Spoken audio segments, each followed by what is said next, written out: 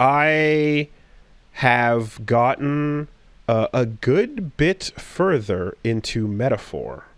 How much further? I am running around Brilhaven, waiting. That's a good town. Waiting for the day to infiltrate.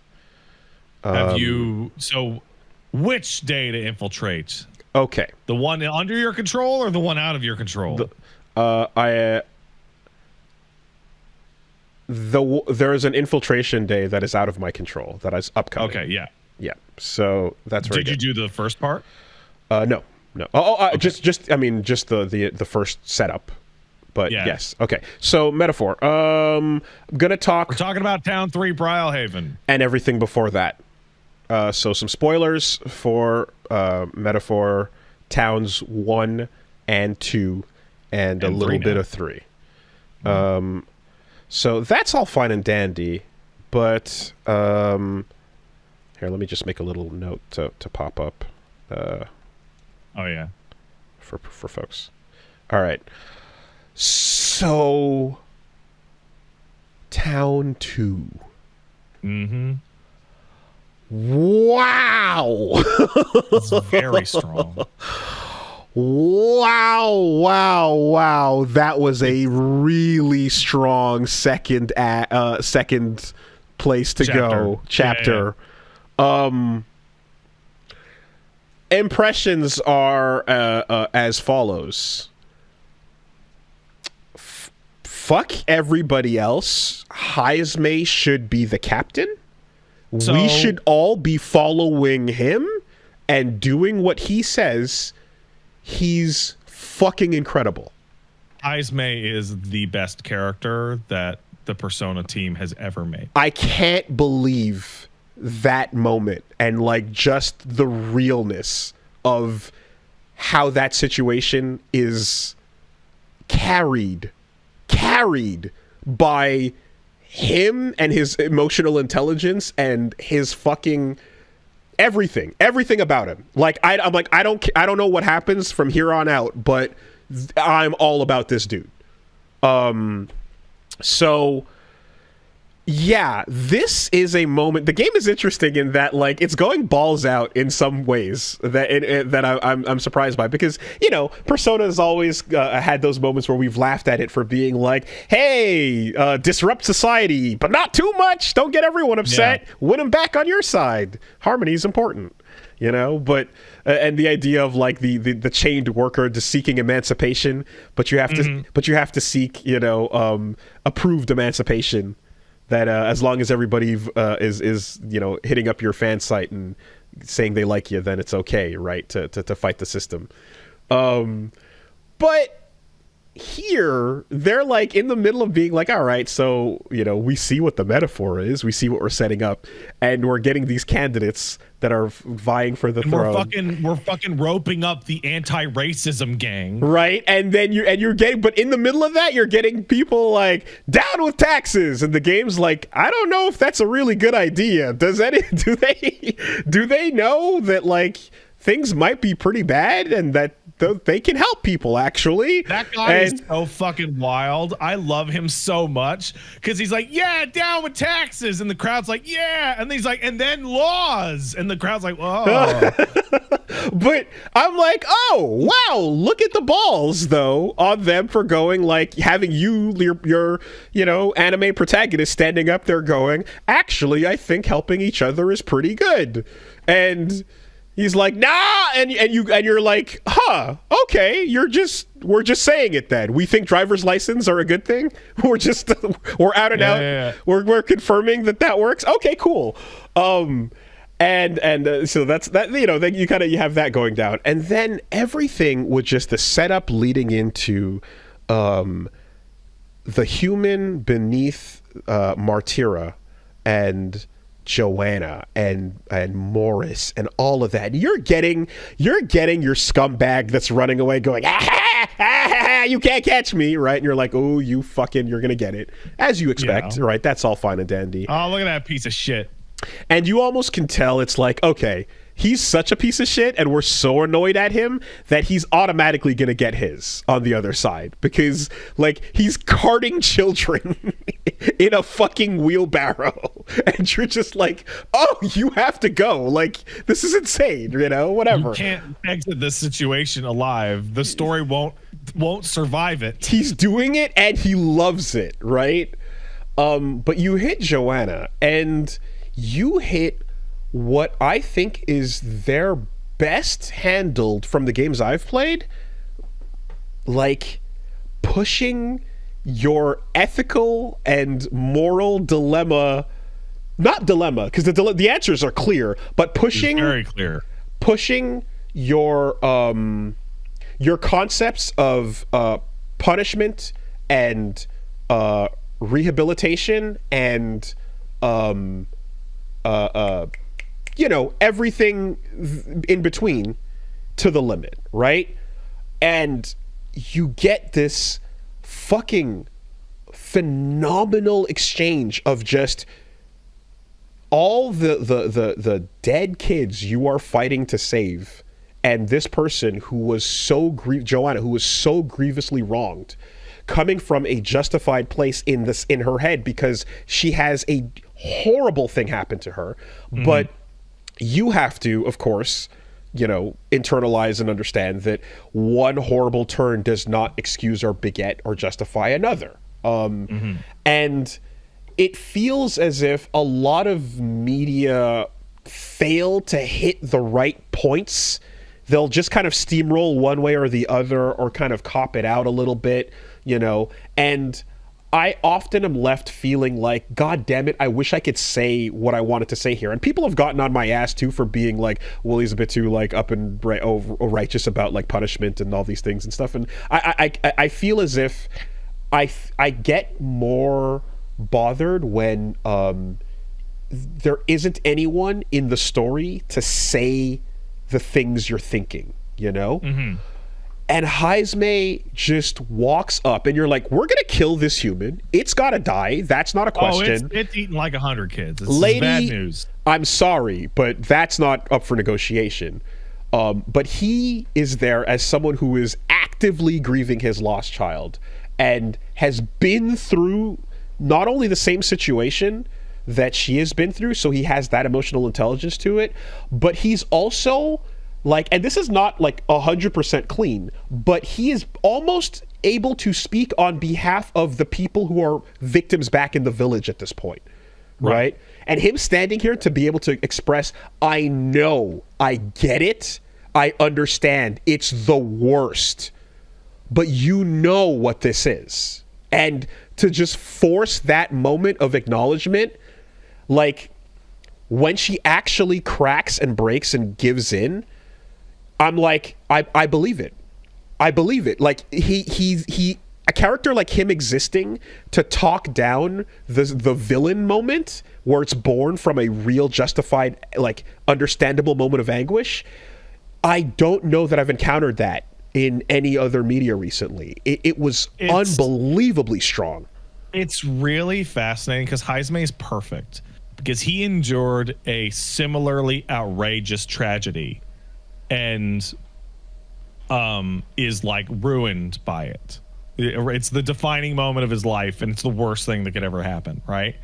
And you get to have a character on the same footing. Tell her you can't use that as a justification for this. It's you can't. But the reason it's perfect is because Heismay is also not perfect.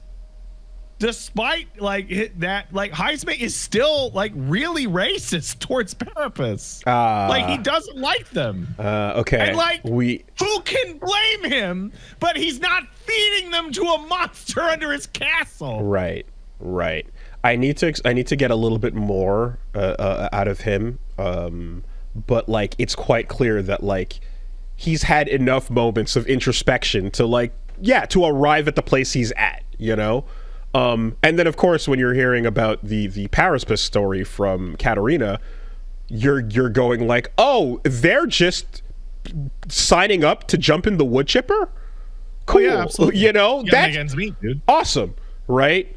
So yeah, it's incredible. It's a moment where I feel like a protagonist delivering half platitudes with 3 options of text is just never gonna get there.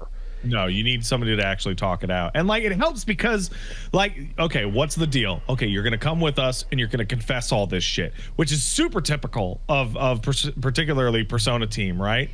But like they kind of add just enough like, okay, she was deranged. Like she was having a full scale psychotic break and had totally detached from reality. And these events have like snapped her out of it. Yes. And I'm thinking of the version of this where there is no Heismay. There's just, Teen Adventure Squad going, "No, Joanna, this is wrong. You know that's not your kid." And then she goes, "Oh, what have I done?" Oh, terrible. And then we just glaze past it, and you don't go for 2 seconds to like any thought towards anyone who's now a new victim as a result of this. And that's where I go crazy. That's the shit that makes me go, fuck that. That writing sucks. That bothers me. That's where I go off, And that's where people go, "Oh, Woolie's going on his thing again." I'm like, yeah, because you're not giving the gravity to the fucking victims in the situation. And I hate that so much in writing. I think the game goes way out of its way to make that gravity inescapable, because when you run into them in the prison or in the dungeon, you stop them from finishing pulling a cart full of children to be fed. Like you actively stop the process in progress and like save like a half dozen kids. And then when the dungeon is over, you walk back up to town and everyone's like, "I don't know what's going on, but I'm glad it's over. I hope we find out what happens soon." And then the reveal happens. And then there's people around town that are actively like, "This isn't going to bring my kid back. I thought my kid was kidnapped by a fucking ne'er-do-well. I didn't, fuck." And you're just like, yeah, like this is just take the time to actively play it forward and don't glaze over it with fucking bullshit, "We got to get to the next dungeon" writing, That's what I appreciate, man. The weight of that shit, the effects are felt, It's really, really well done, man. And like, you're kind of in this situation too where like I kind of was curious about that moment where you're like, you get to choose like, "Oh, I choose to trust Joanna" versus "I choose to protect the people of the city." And it doesn't really have a meaningful difference whatsoever. The game just plays it out the same way in both situations. It's a false choice. But they understand at that point too that it's like, yeah, the nuances here are quite subtle. You can be in exactly the same place and think, let's carry out the exact same actions, but you're way less actually not trusting, but like you don't get over the fact that you wronged way more people in your grief, and we can't let that go, versus being like, you seem genuinely contrite, and I'm somebody who thinks that maybe there's a way around this, or maybe we can find an answer here. And that's a much more complex discussion to have between players. But they have Gallica go, "Wow, you're way too nice for your own good," right? After that option. And then, of course, because like, the spirit of the writer's pen, the karma of the writer's pen comes full fruition. And you kind of know that it's like, oh, there's no way a character, especially the way she's talking, there's no way they let that go, like regardless of where you fall on it yourself, the agency will be removed from the player as to whether or not a character like that should survive, and it'll be done by someone being more extreme about it. Thus, you can rally around that, and you know that's going to happen. Yeah. So you get to Brawlhaven, and like she just gets fucking killed immediately as soon as she's done talking, and like there's the wide variety of responses that you can have for the player.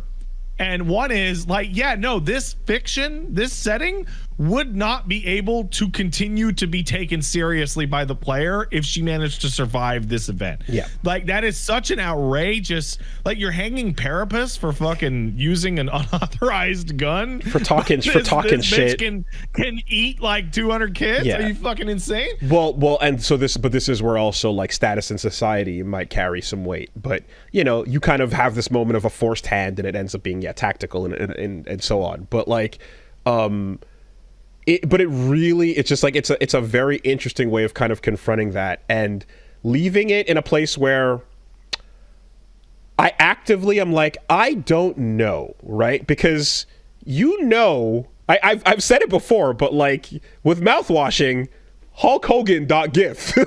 You know what I mean? I'm holding my ear out like, oh yeah, brother. There's that sound. I love it. But here you're like, I don't want, like I feel like basically what I end up feeling here is what plays out is understandable, but the only thing, if any one of those parents back in Martira had anything else to say about this, let those words carry infinitely more weight than ours, right? That's the bit. And even Heismay, who's like speaking and relating on that level, let anyone who just lost their fucking child from that town have anything to say about this, and that should carry us forward. Yeah, the three reactions you get from people in town are, I don't know what to do, get her out of here and kill her. Mm-hmm. So they're by and large, those people got what they wanted. Yeah. It's incredible. It's incredible how it handles that and pushes right up against those limits and like, tests every little bit of those things. And like while I'm watching it go down and like, you hit that point kind of like with Morris where you're like, okay, like you almost have a dispassionate amount of like, okay, well, you just got to go and that's that, right? Oh, like, you're not even going to survive through the fucking pre-fight boss cutscene, man. And then you're done. And then Heismay walks forward and starts talking and then just literally like walks it back. I'm so impressed with that character. And I don't even know what the rest of his link is about, but phenomenal you stuff, ballpark man. It from here. I'm sure I can. I'm guessing, we're gonna hang out with the memories of the child, Yeah, that's it. That's what his bond is. But that is a fucking strong second town, second chapter. And then now the game is getting interesting and we're playing again, But like it does feel, I do feel a bit of a like, whatever this plays out to be, that's the most emotionally resonant moment. And that might continue all the way to the credits. I don't know that anything can hit as hard as that hit. Heismay's final bond is pretty rough. Okay.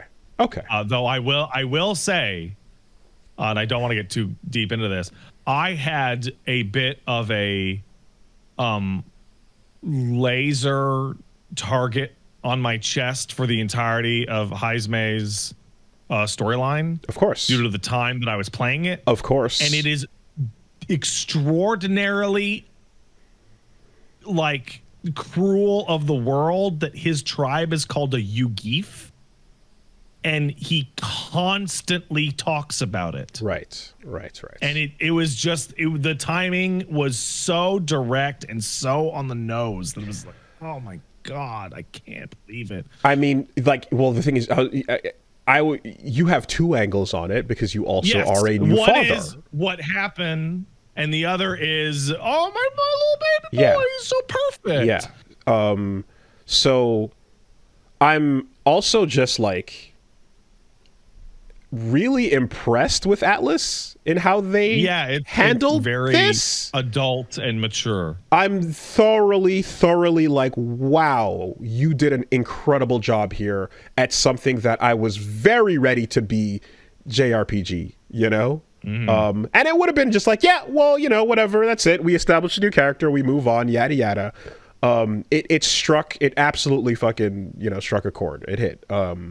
So Yeah. And now we get to Brawlhaven. Now let's completely invert the game's entire structure. Yeah. Let's reverse the structure and be like, yeah, do the easy thing whenever you want. And but now you gotta wait. You gotta hang out with your friends now. You have to. You must hang because you don't control the infiltration. Yeah, for sure.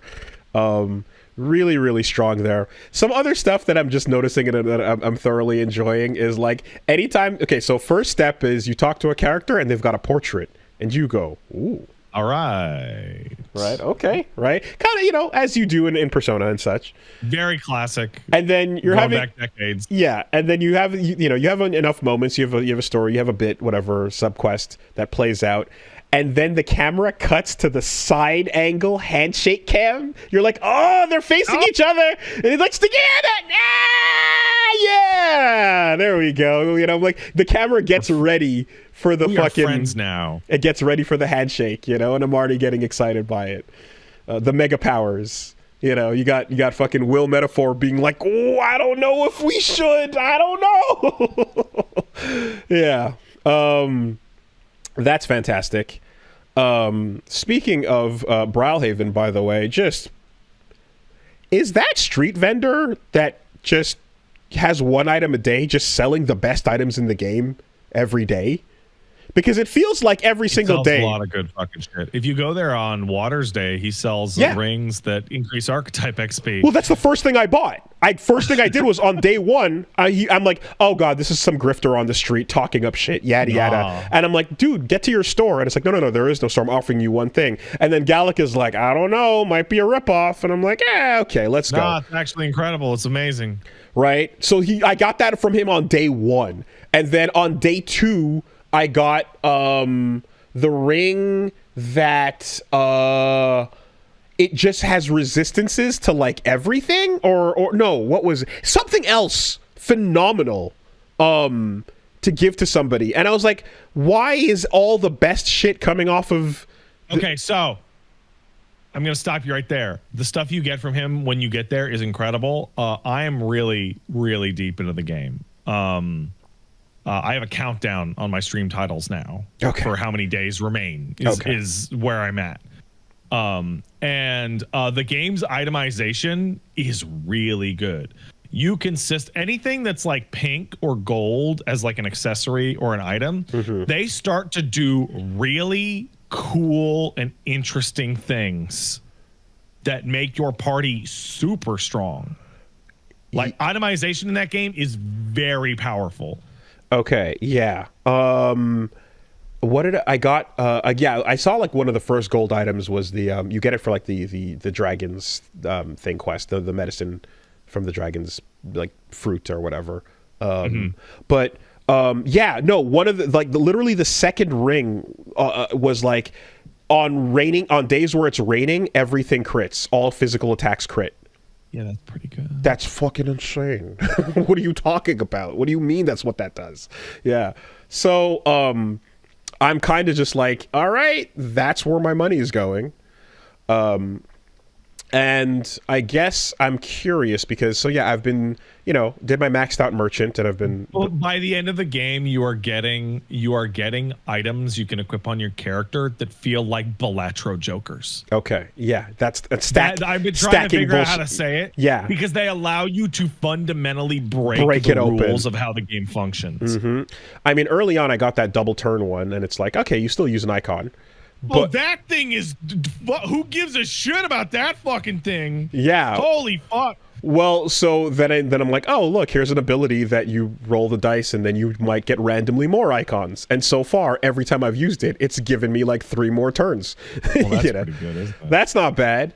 But I do wonder, I'm like, okay, so now that you got like that, for example, is there any real point to Faker and Commander after you extract that best skill? I see Makara right? The main benefit to it's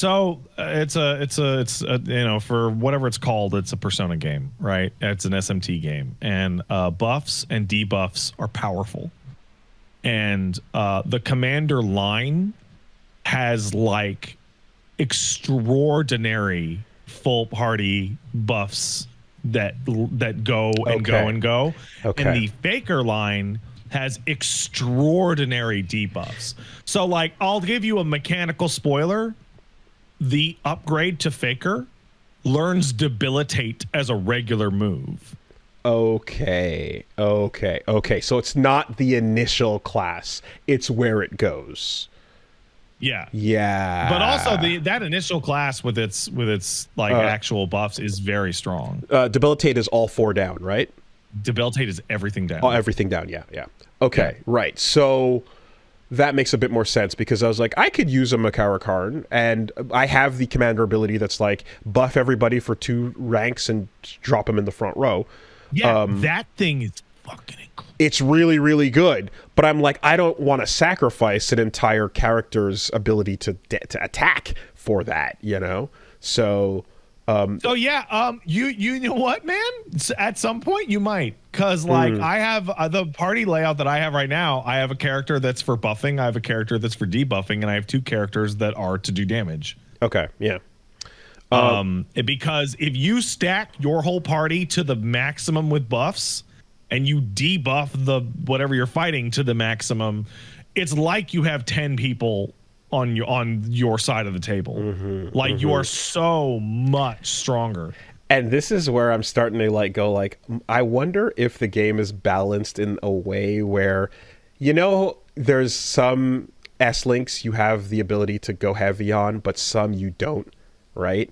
So I just got Pugilist, and I'm like, motherfucker, I have to go at the game's pace for hanging out with Katarina.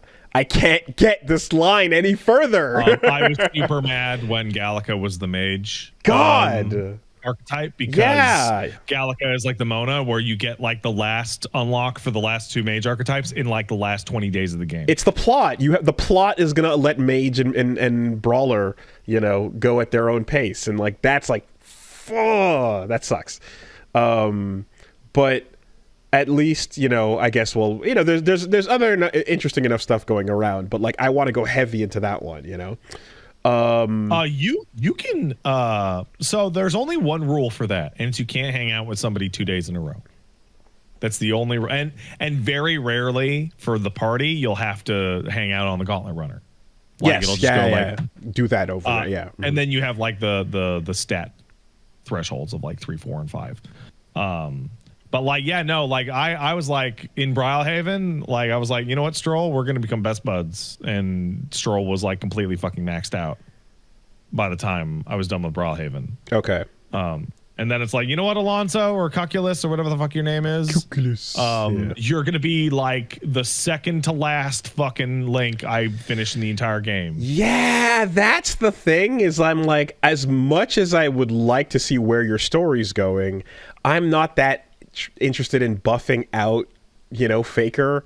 I similarly, so here's the thing, I haven't been playing Heismay as Ninja. I've been playing as Thief. I've been playing him as Gunner, you know. Okay. So I also did that when I was at that part of the game. Right. So I'm having these things of like, I want to go hang out with little Maria. I want to go, you know, see what she's up to, but I don't really care about buffing healer right now. So hold that L, kid. I'll be back eventually.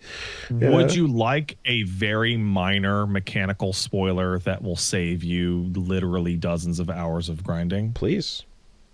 So everybody's starting archetype is very similar. So did you get the thing where you can see what people's S links are? So what the rewards are? Yeah. You notice that the very last thing is unlocks a new heroic embodiment?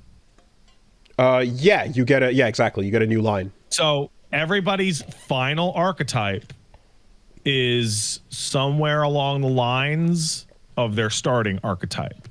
So you can go in every direction you like to grab anything you want, but eventually you'll probably want to like zero back in to what that character started as. Yeah.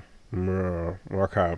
And the requirements for that involve the nearby similar things. So like I'll use Stroll as the single example. Stroll, I would recommend learn some commander archetype levels. Because he will eventually need those. I mean, my Stroll is currently like, I mean, he's the one who made it to Pugilist first, and he's me too. Well, me it was Hulkenberg, but like he's one-shotting things like nonstop with the HP damage strike, hits. So, yeah, I'm kind of feeling it out right now. I'm going based on the dual tax. I'm going based on which two can do one thing, and then the other two can do another thing, and those two can have synergy with each other. Is overall the goal. But no, I'm really enjoying that. But I'm starting to feel this kind of torn bit of like, the things I mechanically want are not necessarily the stories I want to push. But that's always been the case, right? Here's the thing: they're all pretty good. So Alonso. Let's take Alonso, right? I saw a lot of people really like Alonso's story, and it goes in a lot of interesting places. But I wasn't like super in love with the Faker archetype, and I was not super in love with the rewards that he gets. Well, side note, I saw the last one is you can do research to reveal enemy weaknesses. Oh, so you don't do research. You just know every enemy weakness. Okay, but you also can like restart a fight after learning it. And, so. But like you know them right away. Right. Like you just go into a fight and you know them. But the rank 7 upgrade is new items available from the magic shop. Right, and like the secret shop, the one that's only open at night. And I was like, that doesn't really appeal to me. How good could those accessories be? Oh yeah, they could be pretty good. Oh yeah, okay. They could be like game balance annihilatingly good. Okay, because I mean the igniters that get added to Brigida's shop are pretty nice. Yeah, no, they okay.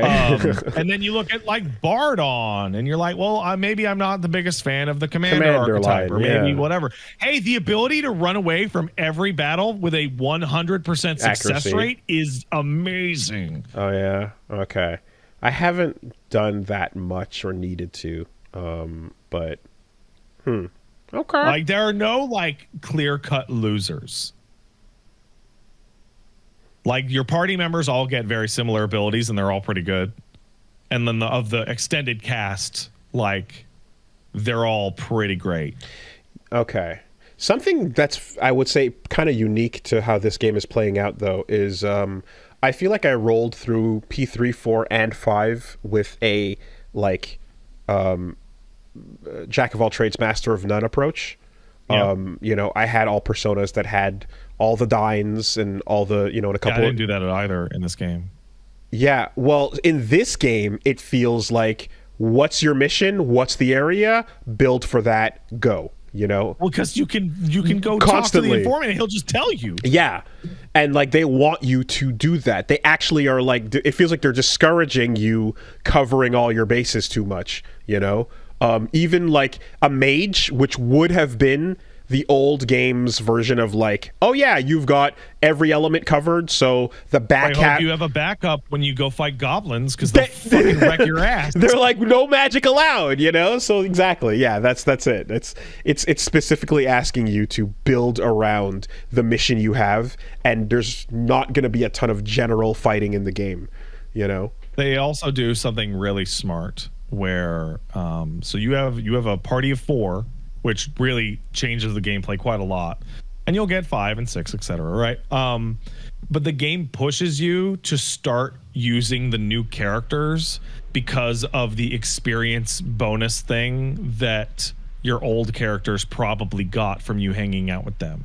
So by the time I finished Brylehaven, Stroll was completely maxed out, which meant he earned just as much experience in the front as he did out of the party entirely, which is like, well, I might as well use the new party member who doesn't have that. Right. Okay. So when so every time I went to a new area, I ended up swapping out an old person and moving in the new one. Benching people who are maxed out in S-Link like nets the same rewards for not using them.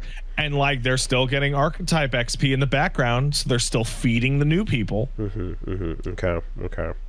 Are they creating Yes, thousand they are. 1,000 mag Absolutely. pills? 100%. Fuck. Okay. So if you like, listen, you get that final party member pretty late, and they are starting with one archetype, right?